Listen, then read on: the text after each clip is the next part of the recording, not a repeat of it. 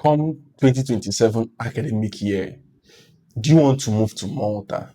Do you want to apply to schools in Malta? Well, first, before you do that, I want you to actually watch this video, listen to me, because I'm saying this out of experience, people experiences, people that have gone through that route and the outcome they got. Now, before you think of Malta, people chose Malta for different reasons. One, it's in the EU, that's fine. Everybody knows that. It's an English European speaking country, which is amazing. Most people, they chose Malta because one, they are lazy to learn a new language. They feel like once they get there, they can find English speaking jobs. These are one of the reasons people move to Malta. And I've spoken to a lot of people that are looking into Malta. Even at some point, me and the team, we are looking at schools in Malta. Those schools in Malta, they're not really that cheap. They're not that quite cheap. But because of two reasons, English speaking jobs, is an English speaking nation, easy to adapt. You don't have to think much about learning language and all of that. But it comes with a side effect. What's that side effect? To us, the way we see it is getting admission in Malta is pretty easy. Like it's pretty, it's not easy, but it's pretty easy to a length if you meet requirements and all of that. But it's getting the visa now to move to Malta. That is the thing. Because I recently spoke to somebody, two people actually, they got admission in Malta, paid the tuition fee, did everything, applied for the visa was denied. Now, what's the reason? Something that, like, to me, I find it unjustifiable. You are going for school, you pay your tuition, everything, but the visa was still denied. Another person as well, another family, like, it's not one, it's not two, it's not three. It's just more like a pattern. Now, that actually made us to come to the conclusion. Instead of you to actually put that energy, channel that money into going to Malta, like if Malta is so special, which I don't know if it's special, maybe to you, why not channel that energy, that money, that time into another country that has better possibilities of getting the visa? I keep saying it, even on my own personal journey, I keep saying it. Admission is 40% of the journey. Visa is 60% of the journey. What's the need of getting admission while you couldn't get the visa? It doesn't make sense. Because 60% makes up what? The journey, which is visa. The 40% makes up the admission. So don't think much about getting admission anymore. Think about getting the visa. That's if you are still looking at Malta. Now, for me, this is what me and the team actually sat down, come to the conclusion. I said, okay, instead of trying to look at Malta, why not substitute Malta for Hungary? I have my reasons. Let me start. Hungary is in the EU.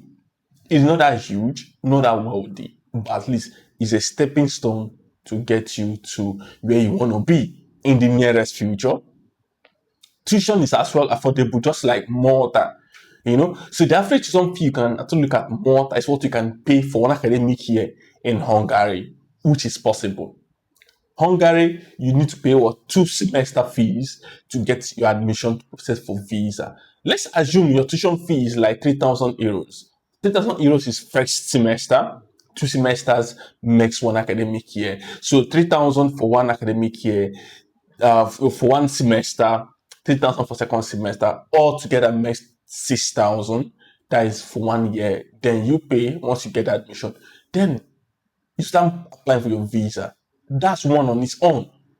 And the tendencies to get visa for Hungary is higher than Malta. Do you know why? Because Malta is not an English speaking country. Once you go there, you need to adapt, you need to adjust, you need to learn a new language, you need to find your balance, you need to start looking for a job as an international student. All of that, some people are not caught up for this. Some people are not ready for it. Trust me. But if you're somebody who have actually made up your mind to actually go through this route, you have higher chances of getting it than Malta. Hungary is one. Second one is Sweden. Thank God for Sweden. People who are looking at moving with family, Sweden got you so strong. Tuition for Sweden is not that friendly, but it's doable. Even Sweden at some point, you do allow deposit, but at least to a level. You can move with family. If you're somebody who's looking at, okay, I'm trying to move with my spouse, my kids, and not a family of 5, the wife went first, then the kids and husband went in for visa, they finally got it. Then they moved toward the Sweden. I also know of a Ghanaian family as well. At first, she moved, then the husband moved, then they have their kids in Sweden. It's possible. Sweden as well is even pretty accessible. To me, the way I see it is even pretty achievable more than Malta. In Sweden, for example, you apply to the portal, and in that portal, you have multiple options to choose different schools. And one application fee covers the whole schools you're choosing. You just have to rank them based on your qualifications, put your admission very well. The application process is very pretty easy. Admission will soon start in Sweden. So if you're looking at more, I would say channel that energy in Sweden, you have higher chances and getting visa for Sweden more than Malta. Even though it's not guaranteed, but if you do your best, you will stand a higher chance. With Sweden again, what do you need to do? You also need to learn the language, which is what? Swedish. You need to also go there, get a job, documentations and all of that. Some people are not caught up for it. Some people are actually caught up for Sweden because they can move with family. But the major challenge people have now is the tuition fee when it comes to Sweden, because it's not pretty cheap the way people think about it. But I would say that tuition you want to put into Malta next year, try to top it up, look into Sweden. If you can't, maybe if you think Hungary is not for you, then Sweden should be a next alternative for you. All right? A lot of people have been there, a lot of people have moved there, a lot of people are schooling there, and they have get good testimonies. All right, they should be there, even though Sweden is quite a good country, but that shouldn't be what you should be looking at. Your goal is to have to figure out the 60%, figure out the 40%, which makes the 100% before you move. All right, that's how the journey starts. Then, if you can't afford Sweden, maybe if you think maybe Sweden is so complicated, you can't think of Sweden, look into Denmark. Denmark and Sweden is in between something like this. It's in between this. Because tuition in Denmark as well is not pretty that cheap. Now, there's a thing that most schools in Sweden, in Denmark do, I mean to say. Some do allow you deposit, some will say pay the full tuition. So if by any chance you run into the one that says pay deposit, which is pretty simple. Now, how do you know the one that actually says you pay deposit or the one that will tell you to pay full? That's the most question I get. What do I suggest? There's a bunch of schools in Denmark. Reach out as many as you can. First of all, you first go to each of the schools, find out the one you want, check the tuition fees, then reach out the school and say, okay, what's the payment like? Full tuition, or is there a deposit to it? Like a deposit to it. So they will give you a response. These schools, they always respond. As long as you email them, explain yourself in detail, they will respond to you and give you the information. Even if by any chance they were not able to give you the full reply on email, they will definitely give you a link for you to go and read it on their website, because every information is published on the school website for international students. I have done it. I've sent a lot of people to do it. Not that I don't know what I'm saying. I have done it, and a lot of people have testified to it as well. So if you are on this journey, I will say do what I just said. You will see, you get answers you're looking for. One more thing for Denmark as well. You can move with family with them in Denmark, all right? But before you move with family, I've said this so many times. Let me still try to recall. In 2025, May, I believe on the 25th of May, the Swedish government, the Danish government released a notice on the website stating that if you're an international who wants to reside in Denmark after studies, live there legally, work there legally, you need to apply to what? You need to apply to state university. These are public schools. For example of a public university is the University of Denmark, like the Copenhagen, University of Copenhagen. All right, is a public university, a state university. Once you actually get admission to this university, you move. Once you move there, after your studies, you can reside. You can stay back in Denmark, work in Denmark, get residence in Denmark, and also bring in family as well. But if by any chance you go and apply to a private university in Denmark, after your studies, trust me, you are coming back home. That's the trick to it. Now, what do I suggest? What do you think you should do? At this point now, take this time. Danish application will start from September, October. I've made a video about it. You can actually go to check it out. Like I said, what do you need to do first of all? Check schools or universities in Denmark that accept international student. Not just any school. Search for public or state universities in Denmark. Know their deadline, know the application fee, know their tuition fee. Reach out to the schools if you have any questions or doubts. Once you reach out to them, you have all this information that you need, you collect them. Now wait for application period. Remember the process of what? Documentations, notarization, legalization, authentication. Denmark requires all these things as well. All right. So once you have all these things in place, it gives you an edge. It makes you prepared ahead of the journey. So if you're somebody now who's looking at, example, moving family, look at public universities. Not even moving with family.